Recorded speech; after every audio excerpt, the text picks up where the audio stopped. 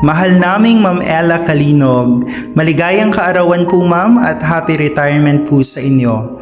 Sa special na araw po na ito, hindi lamang po ang inyong kaarawan ng atin pong ipinagdiriwang, kundi ang isang buhay na puno ng makabuluhang pagseserbisyo. Habang nagtatapos po ang inyong panunungkulan sa Alitayten Elementary School, hindi ko po maiwasang magbalik tanaw sa mga panahong ako po ay nasa loob ng inyong silid-aralan bilang inyo pong estudyante. Higit po sa mga aral na naibahagi po ninyo sa akin at sa pagiging coach po ninyo sa MTAP at iba pa pong mga kompetisyon, ang hindi ko po malilimutan ay ang inyo pong hindi matatawarang dedikasyon. Sariwa pa po sa aking isipan ang mga araw na sinusundo po namin kayo mula po sa ilog para lang makarating sa paaralan at makapagturo. Doon ko po nakita na ang pagtuturo para sa inyo ay hindi lang basta trabaho, kundi isang tunay na misyon. Maraming salamat po Ma'am Ella sa paghubog po sa aming mga pangarap.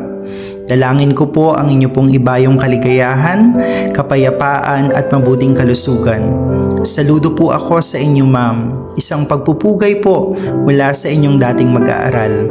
Higit sa lahat, nais ko pong ibahagi sa inyo na ang inyo pong dating MTAP kid ay isa na rin pong ganap na guru ngayon at kayo po ang isa sa mga naging inspirasyon ko na tahakin ng landas na ito.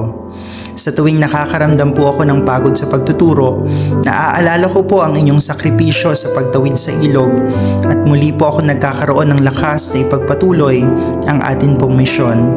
Salamat po Ma'am Ella dahil hindi lamang po kaalaman ang ibinibigay po ninyo sa amin, kundi isang halimbawa po ng serbisyong may puso na habang buhay ko pong dadalhin at isasabuhay.